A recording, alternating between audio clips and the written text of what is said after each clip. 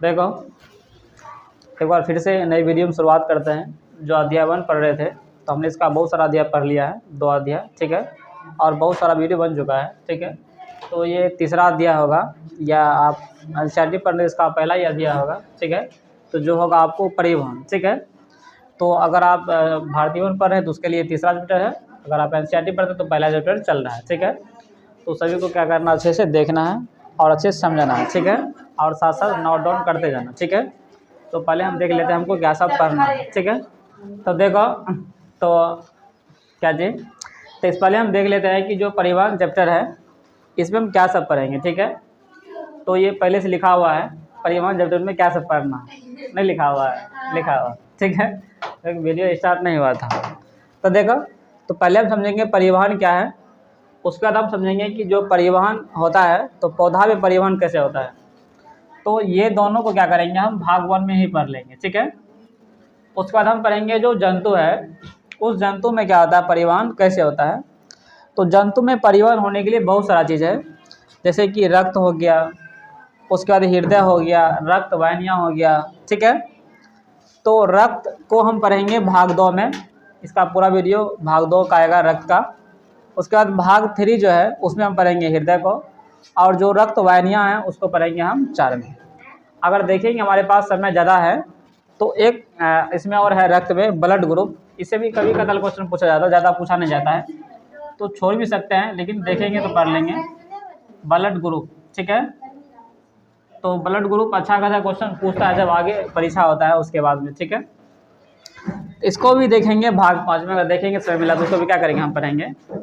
तो पहले सिर्फ इतना जानिए आपकी से हम क्या सब पढ़ने वाले हैं, ठीक है। तो पहले इतना तक लिख लो, क्या चीज़, परिवहन का परिचय, इसमें हम क्या सब पढ़ेंगे। पहला बात कि परिवहन क्या है, उसके बाद पौधा में परिवहन कैसे होता है, उसके बाद जंतु में परिवहन कैसे होता है। अभी हम नॉर्मल परिवहन समझते हैं, परिवहन होता है क्या चीज़, ठीक है।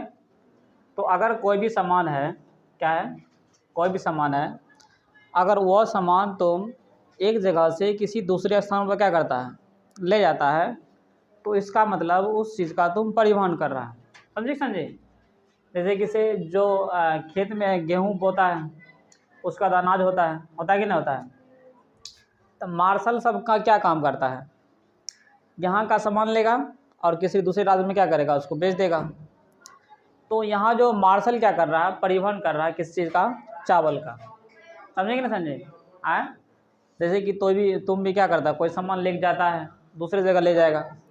तो अगर कोई भी सामान है, अगर एक जगह से अगर हम दूसरे जगह क्या करेंगे, उसको ले जाएंगे, तो उस चीज़ का क्या हो जाएगा, हमको परिवहन हो जाएगा।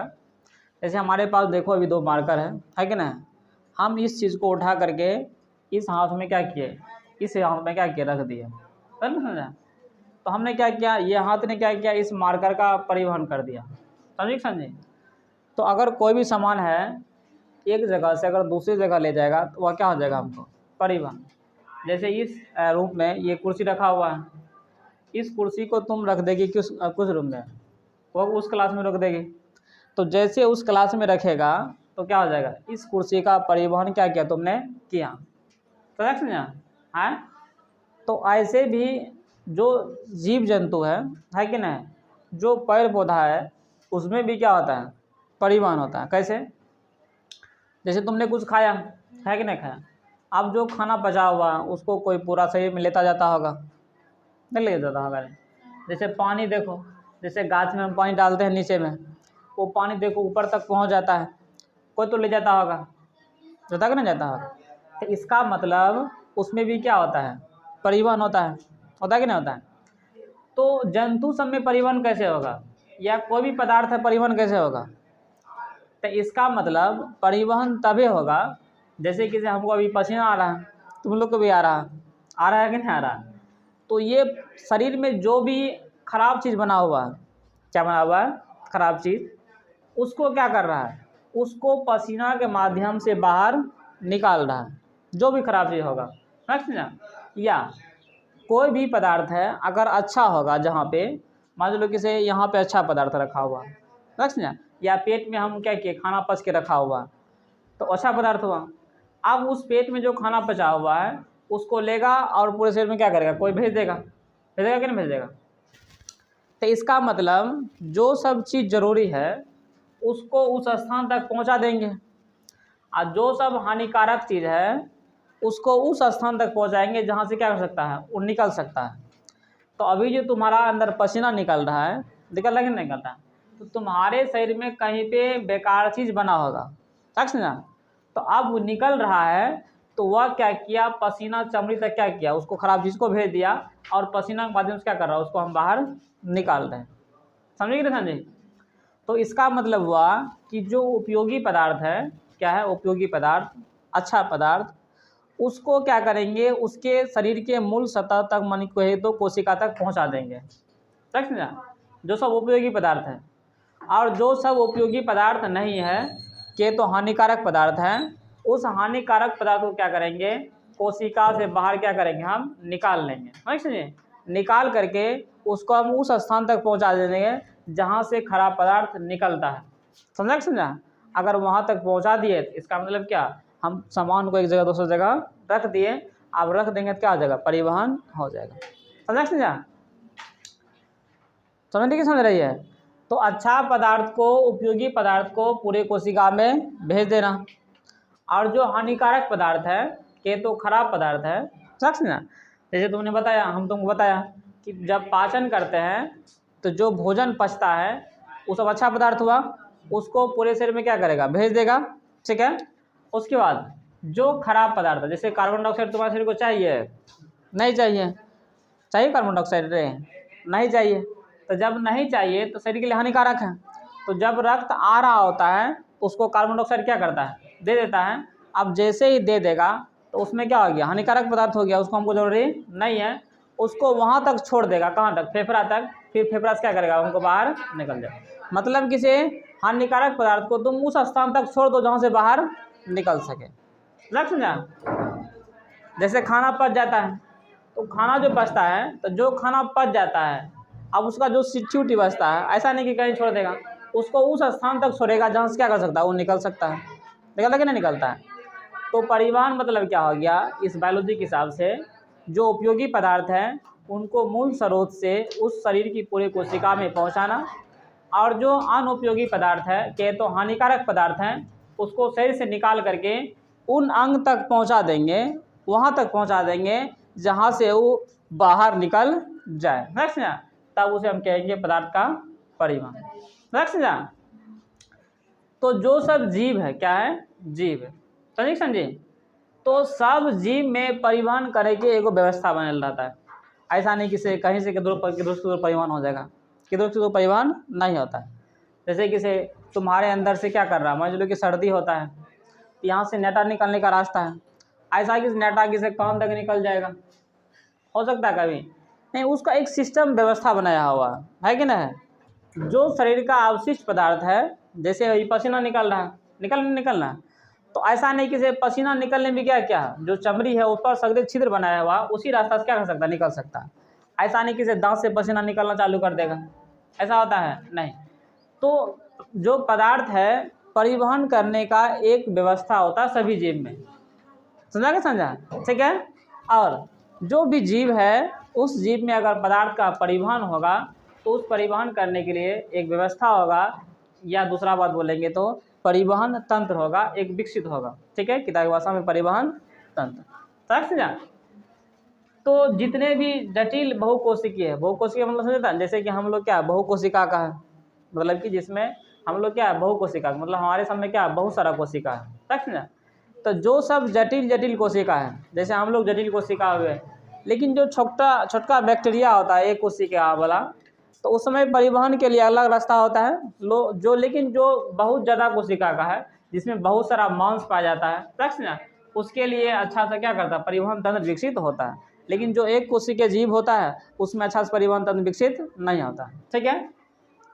तो हमने पहला बात समझा कि परिवहन क्या होता है, क्या चीज़, परिवहन क्या होता है। अब उसके बाद समझते हैं हम दूसरा बात कि जो पौधा है, क्या है, पौधा, इस पौधा में परिवहन कैसे हो, ठीक है, पौधा में परिवहन, ठीक है।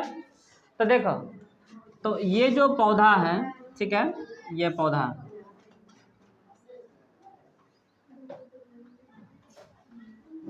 तो मान लो किसे ये पौधा है, ठीक है। तो देखो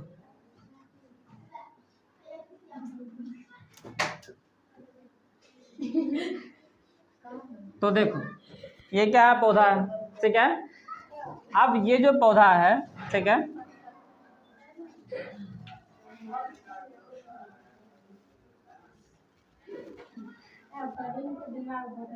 देखो क्या है, ये पौधा है। अब देखो तो जो एक कोशिकीय पौधा होगा, क्या होगा, एक कोशिकीय। एक कोशिकीय मतलब क्या चीज़, जो सब पौधा तुमको दिख रहा है बाहर में, दिख रहा है कि नहीं दिख रहा है। जैसे हम लोग हैं तो हम लोग बहुकोशिकीय, मतलब हम लोग में क्या ज़्यादा मांस है कि ना है। लेकिन जो कोई छोटका जीव हो, जैसे केला और सड़ जाएगा, सर कैसे ना, तो वो भी, उसमें भी ज़्यादा मांस रहता है। तो ये एक कोशिकीय है जो बहुत छोटा है, ठीक है। तो वैसे भी पौधा में भी जो सब बड़ा बड़ा पौधा दिख रहा है तुम लोग को, दिखता है कि नहीं दिखता, वो सब बहुकोशिकीय पौधा है। लेकिन जो एक छोटा पौधा होगा, जैसे कि कहे तो यूग्लिना, जानती ना यूग्लिना, देखी नहीं कभी, देखिए, अरे नहीं, ये बहुत छोटा पौधा होता है। जैसे कलेमाइड्रोमोनस, समझ ना। तो ये सब पौधा बहुत छोटा छोटा पौधा होता है, समझ ना। उसके बाद जो बहुकोशिकीय शैवाल होगा, क्या होगा, बहुकोशिकीय शैवाल, गर्मी ज़्यादा है नहीं है, ठीक है। बहुकोशिकीय शैवाल जो होगा, इसके सीधा समझना है किसे, जो एक कोशिकीय होगा, जैसे कि कलेमाइड्रोमोनस और यूग्लिना, ये सब में जो परिवहन होगा, जिस विधि से होगा, वह विधि का नाम है विसरण, ठीक है। समझ ना।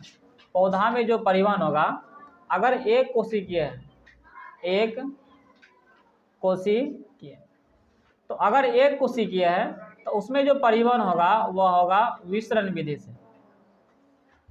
अगर बहुकोशिकीय भी है, क्या है, बहुकोशिकीय भी है, ठीक है, बहुकोशिकीय, बहुकोशिकीय भी है तो उसमें भी होगा विसरण विधि से ही, लेकिन थोड़ा सा उससे ज़्यादा कम में कोशिका रहेगा। तब बहुकोशिकीय जैसे 1टा कोशिका हुआ, अगर 20टा कोशिका हुआ, 1000 कोशिका हुआ, उसमें विसरण विधि से। लेकिन ये बहुत जटिल होगा। बहुत जटिल करने क्या मतलब हो गया, ये बहुत बड़ा बड़ा पौधा होगा, 4 फीट का, 5 फीट का, 20 फुट का। हाँ जैसे कि अभी देख लो तुम कितना बड़ा बड़ा है कि ना। तो ये सब जो पौधा है, जैसे कदम का हो गया, कटहल का हो गया, आम का पौधा हो गया, तो हाँ बांस भी, ये सब क्या बहुत जटिल जटिल पौधा है। मतलब कि इसमें अब पदार्थ का परिवहन विसरण विधि से नहीं हो सकता है, समझ ना। विसरण विधि से पदार्थ का परिवहन नहीं होगा। इसमें फिर परिवहन के लिए अलग क्या करता है, तंत्र बना दिया जाता है। लेकिन जो बहुकोशिकीय पौधा होता है, समझ ना, क्या जी, बहुकोशिकीय पौधा, इसमें परिवहन करने के लिए एक अलग से सिस्टम बनाता है, समझ ना। एक अलग से क्या होगा, हमको सिस्टम होगा, ठीक है। तो उस सिस्टम जो होगा, तो जितने भी पौधा होता है, तो उसमें जल को पहुंचाने के लिए, जो खाद्य पदार्थ है उसको पहुंचाने के लिए जो सिस्टम होता है, जो काम करता है, तो एक काम करता है जाइलम उत्तक और एक काम करता है फ्लोएम उत्तक, समझा। जो सिस्टम काम कर रहा है उसमें, जो ले जा रहा है, लेकर आ रहा है, लेके जा रहा है, लेकर आ रहा है, समझा। तो एक काम करता है तुमको कौन, जाइलम, और दूसरा काम करता है फ्लोएम, समझा। तो इस पौधा में 2 चीज़ है, क्या है, इस पौधा में जो पौधा है, यह पौधा, तो ये पौधा में 2 प्रकार की क्या है, उत्तक है। एक है जाइलम, जाइलम उत्तक है, और दूसरा है फ्लोएम उत्तक, ठीक है, फ्लोएम उत्तक, समझेंगे। तो इस पौधा में जो कोई भी चीज़ को नीचे से ऊपर ले जाएगा या ऊपर से नीचे ले जाएगा, तो उसका नाम क्या है, जाइलम और फ्लोएम। तो हम बारी बारी देखते हैं कि जाइलम और फ्लोएम क्या करता है।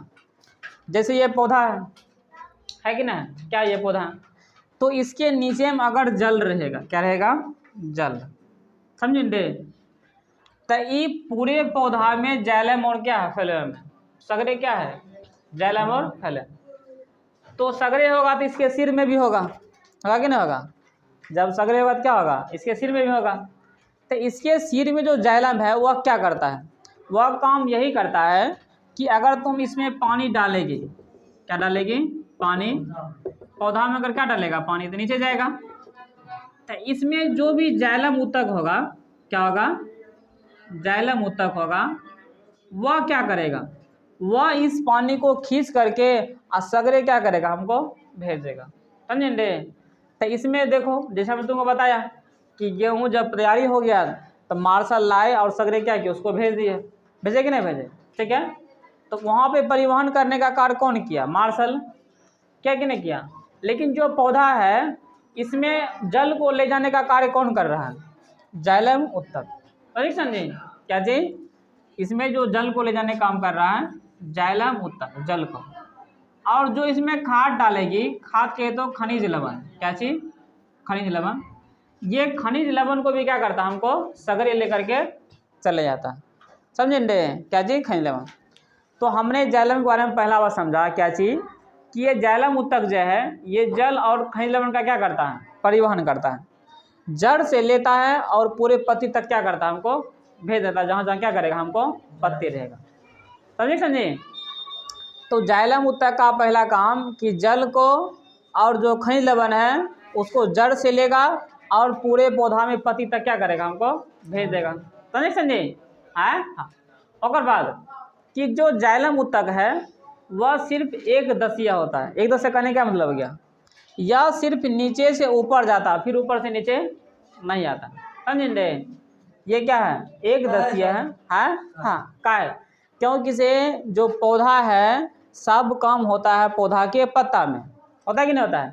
क्योंकि जब हम प्रकाश संश्लेषण पढ़ रहे थे, खाना बनाने का काम कौन कर रहा था? पौधा ही कर रहा था।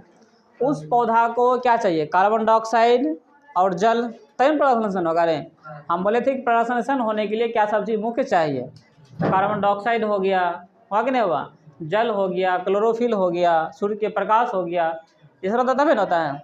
तो ये सबको की करता है ये जाइलम उत्तक, इसको जल पहुंचा देगा और जल पहुंचाएगा क्या करेगा, हमको ये खाना बना देगा। समझे? तो इसका सिर्फ जल और खनिज लवण का पहुंचाने का काम कर रहा है। समझे? दूसरा बात क्या समझे कि यह एक दसिया है, सिर्फ नीचे से ऊपर जाएगा और किधरों नहीं जाता है। समझे? यह एक दसिया होता है। ठीक है, एक दसिया। समझे? इसको हम मिटा देते हैं। ठीक है, एक दसिया मतलब कि सिर्फ यह एक ही दिशा में जाता है और कोई दिशा में नहीं जाता। इधर समझ कैसे जाता है? इसमें लंबा लंबा नलिका होता है। क्या होता है? लंबा लंबा।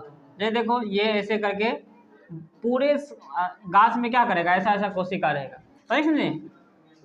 जैसे देखो, अब इसके पास क्षमता है। क्या क्षमता है? मान लो कि से यहाँ पे जल आया, क्या आया? जल। तो यह कोशिका क्या करेगा, इसको खींच लेगा। इसके पास आया, इसके पास आया तो यह कोशिका खींच लेगा, इसके पास आया तो यह खींच लेगा। मतलब किसी नीचे से ऊपर क्या करता है, ऐसे करके खींचे खींचते चले जाता है। तो जैसे ये कोशिका लंबा लंबा हुआ, साथ साथ तुम देख रहा है कि से पूरा लंबा लंबा है कि ना है? तो एक तरीका से बेलन जैसा भी है कि ना है? ठीक है, तो इसीलिए जाइलम उत्तक को बेलनाकार भी तरह होता है। समझ ना, जैसे जाइलम उत्तक होगा। तो जाइलम जो कोशिका है, कोशिका नहीं कह सकते बल्कि उत्तक। क्या चीज? बार बार कोशिका निकल रहा है तो उत्तक समझना। ठीक है, तो जो जाइलम उत्तक है वह क्या है? लंबी भी है और साथ साथ बेलनाकार भी है। समझे? अब ये जाइलम उत्तक जल का परिवहन कर रहा है कि नहीं कर रहा है? हाँ, खनिज लवण का भी कर रहा है, लेकिन खास करके जल का परिवहन करने के लिए लगाया गया है। इसलिए इसको जाइलम को जल संवाहक भी कहा जाता है। समझ ना, जल संवाहक। क्या चीज? जल संवाहक। ठीक है, इस जाइलम को जल संवाहक, जल को ले जाता। हाँ, इसका मेन काम क्या है? जल को ले जाना, इसलिए इसको क्या कहेंगे? जल संवाहक कहेंगे। समझा? तो देखो, तो इसका जो सिर है, क्या है? सिर है। तो हम देहात भाषा में क्या कहते हैं? इसको सिर कहते हैं। बल्कि ये क्या है, इसमें जो लास्ट वाला छोर होगा वह क्या होगा? मूल रोम। क्या चीज? समझे? क्या चीज? तो कहे तो मूल रोम की सहायता से, क्या चीज? मूल रोम की सहायता से ये क्या करता है? जल को अवशोषण कर लेता है और ऊपर तक क्या करता है? हमको भेज देता है। समझे? हाँ। इसमें जो विधि होगा वह विधि होगा परासरण विधि। क्या चीज? परासरण विधि। समझा? परासरण विधि। ठीक है, हाँ, परासरण विधि। ठीक है, अब देखो, तो जैसे हमने तुमको बताया कि से यहाँ पे जो कोशिका है यह फिर जल क्या करेगा? ऊपर चढ़ेगा, इसमें आएगा, फिर ये कोशिका क्या करेगा? ये ले लेगा, फिर इससे ये ले लेगा, फिर इससे ले लेगा, ऐसे करके क्या करता है? हमको चढ़ते रहता है। ठीक है, तो एक बार फिर से समझते हैं कि जो जाइलम उत्तक है वह क्या है। ये जल का और खनिज लवण का क्या करती है, परिवहन करती है।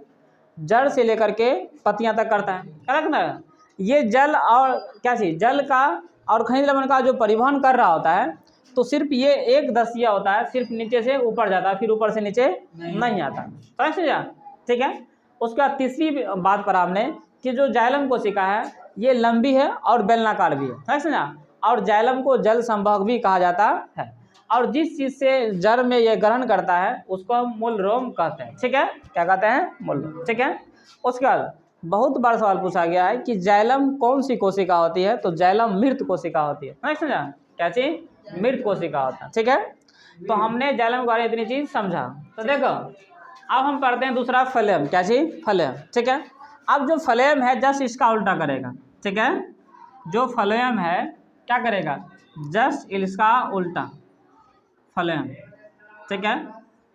फ्लेम उत्तक क्या करेगा, जस्ट इसका उल्टा क्या करेगा। जो भी खाद्य पदार्थ बना हुआ है, मतलब भोजन बनके तैयार हुआ है, अब उसको ये क्या करेगा, फ्लेम उत्तक, जैसे पतिया, इसका भोजन यहाँ पे बन गया है, कहाँ पे, यहाँ पे, तो हर जगह क्या फ्लेम उत्तक है, वह फ्लेम उत्तक लेगा और पूरे शरीर में क्या करेगा, उसको भेज देगा।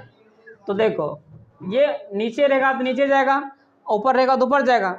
अगर इससे नीचे भी कोई पत्ता रहेगा तो उसको भी खाना देना है, देना कि नहीं देना, तो ये ऊपर भी जाएगा और नीचे भी जाएगा, समझा।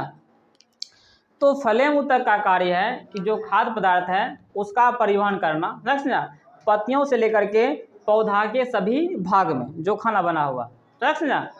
और ये जो फ्लेम उत्तक है ये हमको ऊपर नीचे दोनों तरफ क्या करता है, हमको जाता है, समझा, खाना लेकर के। इसलिए यह क्या होगा, द्विदशीय होगा, क्या होगा, द्विदशीय, मतलब ये दोनों तरफ चलता है, ऊपर भी नीचे भी, समझा। वह जाइलम उत्तक सिर्फ नीचे से ऊपर तरफ चल रहा था। और फ्लेम कोशिका जो होता है यह हमको जीवित कोशिका होता है, समझा, क्या होता है, जीवित कोशिका होता है। और यह जो पदार्थ का परिवहन करता है, जो भोजन बना हुआ है, तो ग्लूकोज बन रहा था कि नहीं बन रहा था, तुम लोग को याद नहीं है, ठीक है। या कहे तो सुक्रोज बन रहा था, ये सुक्रोज का क्या करता है, हमको परिवहन करता है, समझा।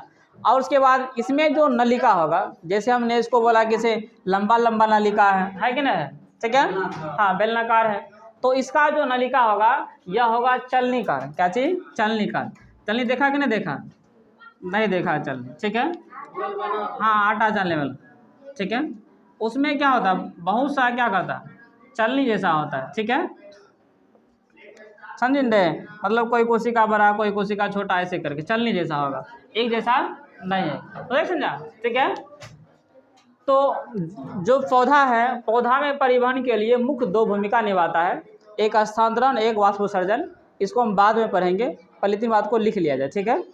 तो पहले लिखो परिवहन, ठीक है, परिवहन लिखा, स्टार लगाया, तीसरा लगाया, लिखो लिखो उपयोगी पदार्थ को, उपयोगी पदार्थ को, उपयोगी पदार्थ को उनके मूल स्रोत से, उपयोगी पदार्थ को उनके मूल स्रोत से, उपयोगी पदार्थ को उनके मूल स्रोत से, उपयोगी पदार्थ को उनके मूल स्रोत से शरीर की प्रत्येक कोशिका तक पहुंचाकर,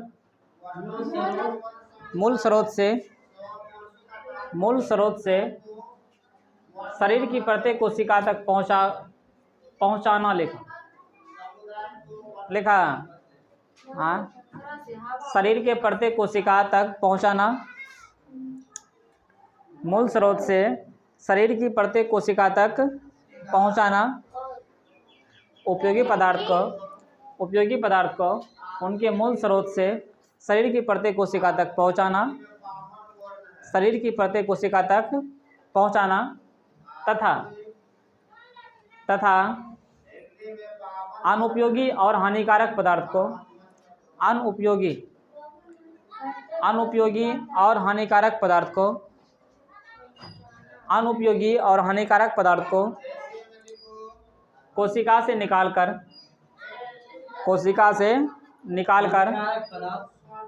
अनुपयोगी और हानिकारक पदार्थ को कोशिका से निकालकर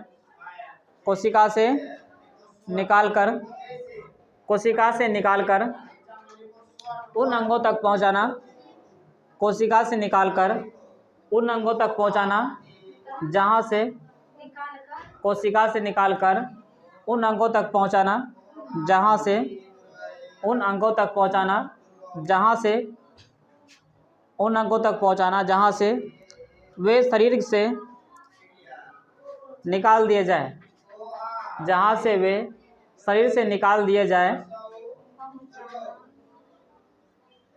पहुंचाना जहां से वे शरीर से बाहर निकाल दिया जाए, जहां शरीर से बाहर निकाल दिया जाए, उन्हें पदार्थ का परिवहन कहलाता है। उन्हें पदार्थ का परिवहन कहा जाता है। लिखो, उन्हें पदार्थ का परिवहन कहा जाता है। उन्हें पदार्थ का परिवहन कहा जाता है। देखो इसका दूसरा पॉइंट लिखो। लिखो जीवों में शरीर, जीवों में शरीर में, जीवों के लिखो, जीवों के शरीर में जीवों के शरीर में, जीवों के शरीर में पदार्थ के परिवहन या जीवों के शरीर में पदार्थ के परिवहन या स्थानांतरण के लिए, जीवों के शरीर में पदार्थ के परिवहन या स्थानांतरण के लिए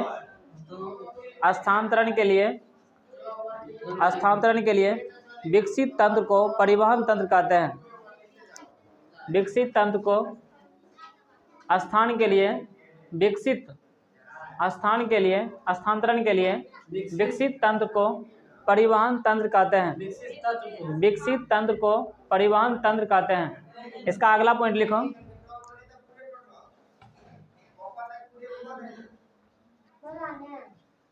लिखो पदार्थ के परिवहन की व्यवस्था, पदार्थ की परिवहन की व्यवस्था, पदार्थ की परिवहन की व्यवस्था, पदार्थ की परिवहन की व्यवस्था सभी जीव में रहती है।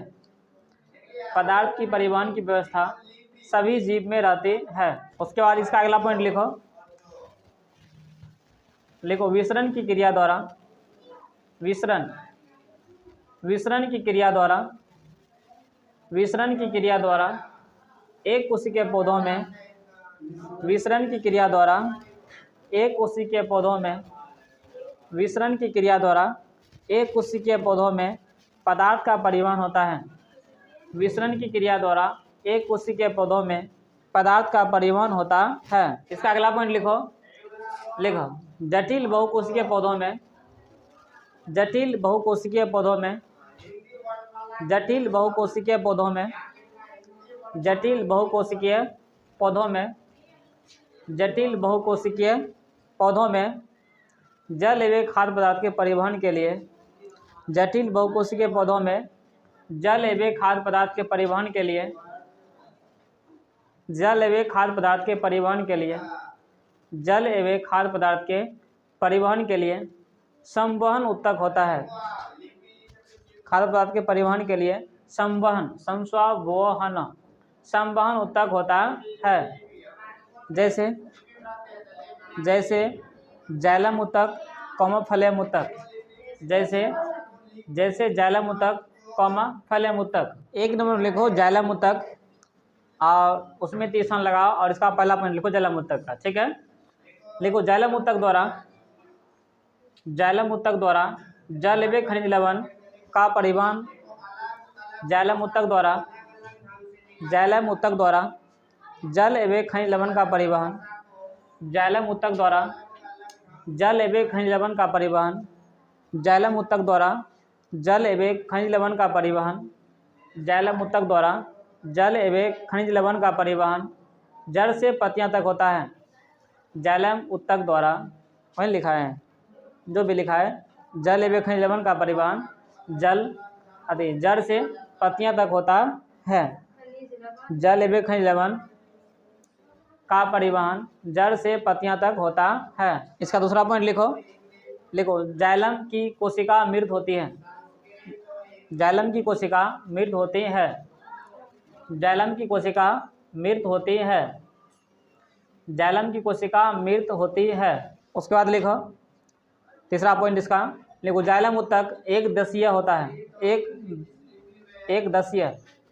जाइलम के उत्तक एक दसीय होता है, जाइलम के उत्तक एक दसीय होता है। और इसका अगला पॉइंट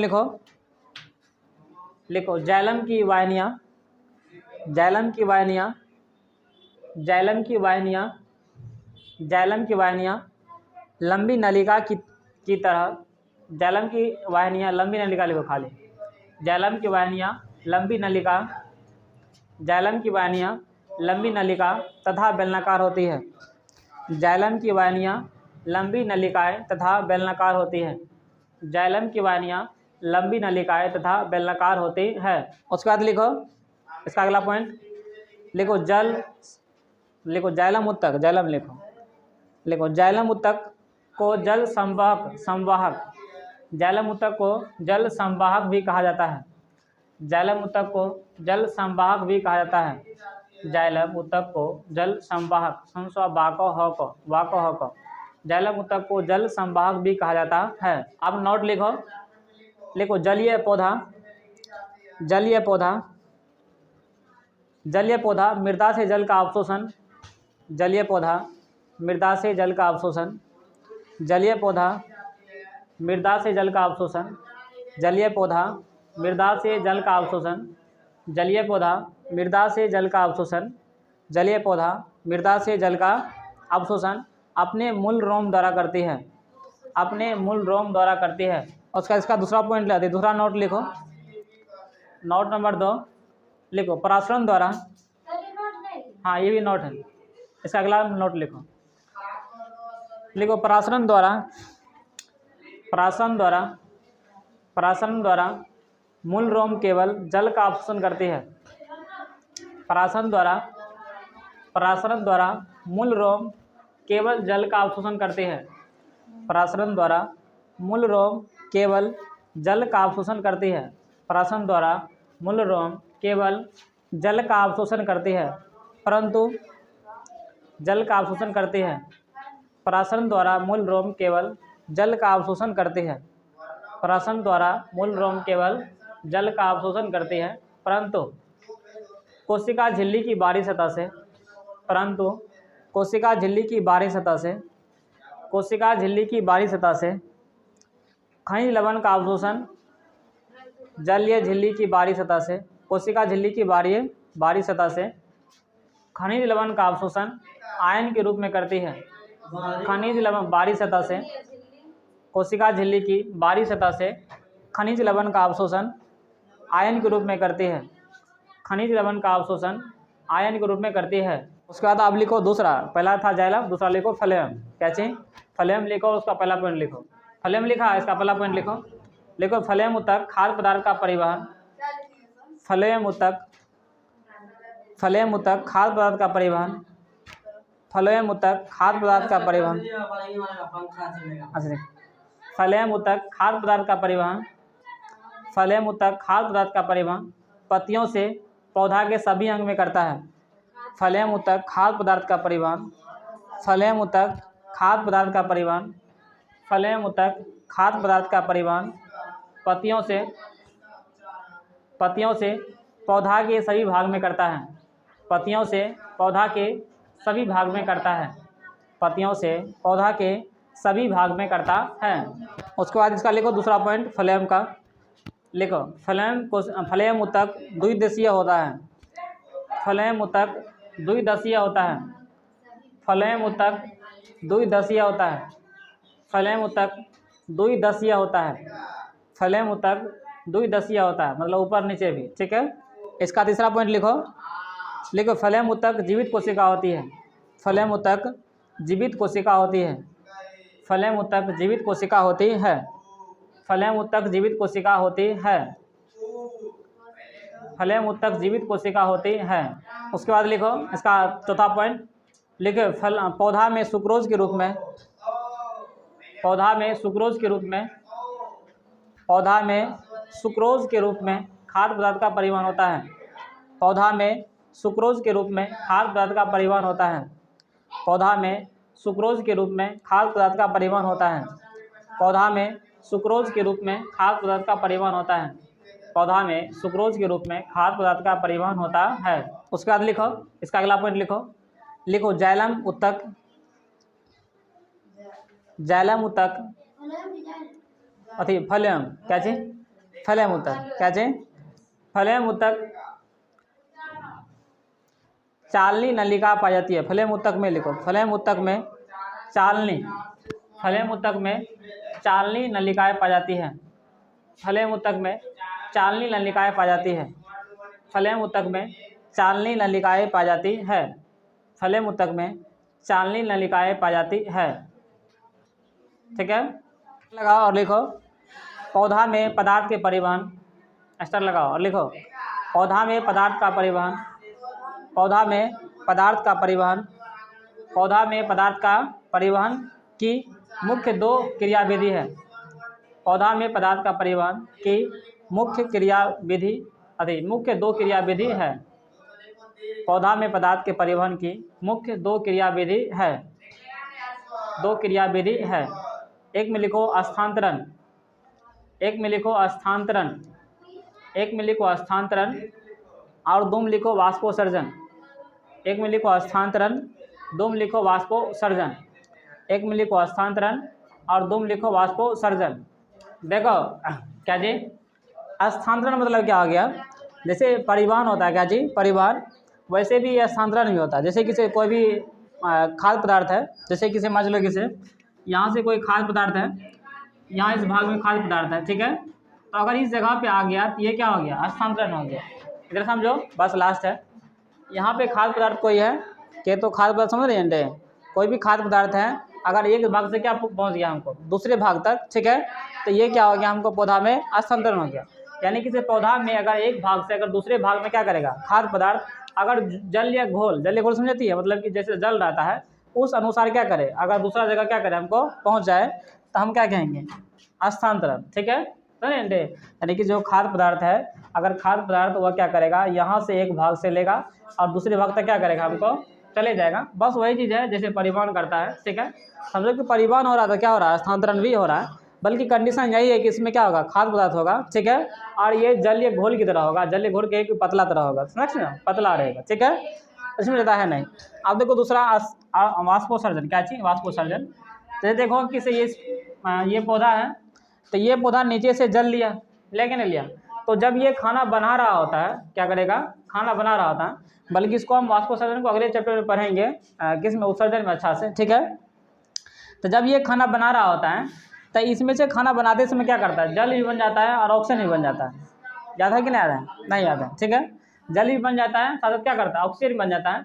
तो ये जल जो है ये क्या करता है, मूल रोम के द्वारा क्या करता है, ये बाहर निकल जाता है। ठीक है, अगर तुम इसको चेक करना है कि बाहर निकल रहा है कि नहीं निकल रहा है, तो इस पर क्या कर दो, एक पन्नी बांध दो।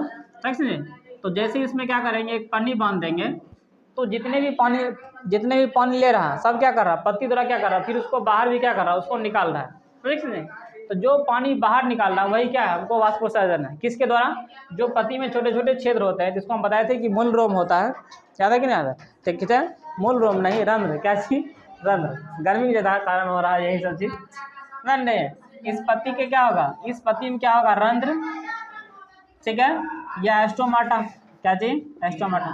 तो रंध्र या स्टोमाटा द्वारा क्या करता है, हमको जो पत्ती है वो वाष्प के रूप में क्या करता है, जल को बाहर निकाल लेता है। ठीक है, तो जो मकई का पौधा होता है, क्या चीज, मकई का पौधा, तो उसमें देखता होगा पानी ज़्यादा लगता होगा, तो मकई के पौधा में जो पानी निकालने की क्षमता है पत्तियों द्वारा, वो लगभग में एक दिन में कम से कम 3 से 4 लीटर क्या करेगा, पानी निकाल लेगा। ठीक है, पानी क्या करेगा, जो मकई का पौधा है उसके पास क्षमता है कि जैसे उसको पानी देगी तुम, तो उसके पास क्षमता है कि एक दिन में वह 3 से 4 लीटर क्या करेगा, पानी हमको निकाल लेगा। तो एक मकई पौधा ले लेना, उसमें पूरा पन्नी क्या करना, लगा लेना, क्या लगा लेगा, उसको क्या कर लो, पूरे पन्नी से ढक दो। ठीक है, मान लो कि से ये मकई का पौधा है, ठीक है, इस मकई का पौधा को क्या किया हमने, पूरे को कवर कर लिया, तो इसमें से जितना पानी निकलेगा सबको अगर एक जगह करेगी तो 3 से 4 लीटर पानी निकल चुका होता है। ठीक ना, इसलिए मकई में पानी क्या करता है, हमको ज़्यादा लगता है। ठीक समझे, जो सेब होता है, सेब 10 से 20 लीटर पानी क्या करता है, वाष्पोत्सर्जन कर लेता है, सेब का पौधा एक दिन में, हाँ 10 से 20 लीटर पौधा अति 20 लीटर कहता है पौधा। 20 लीटर क्या करता है, पानी को बाहर वह निकाल लेता है, किसके द्वारा, वाष्पोत्सर्जन द्वारा। के तो पत्तियों द्वारा उसको शरीर क्या करता है, पानी हमको निकल रहा है। जैसे सबका अभी पानी निकल रहा है कि नहीं निकल रहा है, तो अभी सबको पानी निकालेगा शरीर में तो कुछ तो निकलता होगा। तो उसे मकई का भी क्या करता है, पत्तियाँ से पौधा अति क्या चीज़, पत्तियाँ से पानी निकलते रहता है, उसको क्या कहते हैं, वाष्पोत्सर्जन कहते हैं। तो पत्तियों में जो वाष्पोत्सर्जन होता है कम से कम 3 से 4 लीटर एक दिन में होता है। नेक्स्ट ना, सेब का, हाँ, जल निकल जाता है। और जो सेब है वह क्या करता है, 10 से 20 लीटर पानी क्या करता है, हमको निकल जाता है। नेक्स्ट ना, ठीक है, इतनी बात को लिख लिया जाए। तो पहला लिखो स्थानांतरण, क्या जी, पहला स्थानांतरण, और उसमें निशान लगाओ और लिखो। और उसमें लिखो पौधा के एक भाग से, पौधा के एक भाग से दूसरे भाग में, पौधा के एक भाग से दूसरे भाग में, पौधा के एक भाग से दूसरे भाग में, पौधा से, पौधा में क्या जी लिखा, पौधा में लिखो, पौधा में एक भाग से दूसरे भाग में, पौधा में एक भाग से दूसरे भाग में खाद्य पदार्थ के, खाद्य पदार्थ के जलीय घोल, खाद्य पदार्थ के जलीय घोल के, खाद्य पदार्थ के एक भाग से अति, पौधे में एक भाग से दूसरे भाग में खाद्य पदार्थ के जलीय घोल के आने जाने को, आने जाने को, हाँ, आने जाने को लिखो, आने जाने को, आने जाने को खाद्य पदार्थ का स्थानांतरण कहते हैं, आने जाने को खाद्य पदार्थ का स्थानांतरण कहते हैं। हाँ, वाष्पोत्सर्जन लिखो दूसरा, वाष्पोत्सर्जन लिखा, ठीक है, लिखो पौधे के बाह्य भागों से, पौधों के बाह्य भाग से, पौधों के बाह्य भाग से, पौधों के बाह्य भाग से जल का, पौधों के बाह्य भाग से जल का रंध्र द्वारा, रंध्र द्वारा, जल का रंध्र द्वारा, जल का रंध्र द्वारा वाष्प के रूप में, जल का रंध्र द्वारा वाष्प के रूप में निष्कासित, निष्कासित, वाष्प के रूप में निष्कासित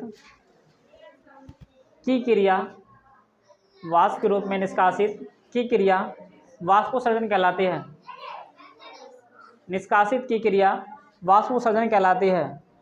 निष्कासित की क्रिया वाष्पोत्सर्जन कहलाती है। इसका दूसरा पॉइंट लिखो, लिखा, लिखो पौधों के परिवहन में, पौधों के परिवहन में, पौधों के परिवहन में वाष्पोत्सर्जन तथा, पौधों के परिवहन में वाष्पोत्सर्जन तथा मूलदाब मुख्य भूमिका निभाते हैं। पौधों के परिवहन में वाष्पोत्सर्जन तथा मूलदाब मुख्य भूमिका निभाती है। पौधों के परिवहन में वाष्पोत्सर्जन तथा मूलदाब, मूलदाब मुख्य भूमिका निभाती है या निभाते हैं। लिखा, नोट लिखो, पहला नोट लिखो, लिखो मकई का पौधा जल का वाष्पोत्सर्जन, मकई का पौधा जल का वाष्पोत्सर्जन, मकई का पौधा जल का वाष्पोत्सर्जन, मकई का पौधा जल का वाष्पोत्सर्जन 3 से 4 लीटर करता है। मकई का पौधा जल का वाष्पोत्सर्जन 3 से 4 लीटर करता है। मकई का पौधा जल का वाष्पोत्सर्जन 3 से 4 लीटर करता है। सेब का पौधा, हाँ, सेब का पौधा जल का वाष्पोत्सर्जन 10 से 20 लीटर करता है। सेब का पौधा वाष्पोत्सर्जन 10 से 20 लीटर करता है। सेब का पौधा वाष्पोत्सर्जन 10 से 20 लीटर करता है। तो जो हम भाग 1 पढ़ रहे थे ये समाप्त हुआ, यहीं तक रहेगा, ठीक है। और ठीक है, इसके बाद हम पढ़ेंगे भाग 2। तो सभी को बहुत बहुत धन्यवाद। जय हिंद, जय भारत, थैंक यू।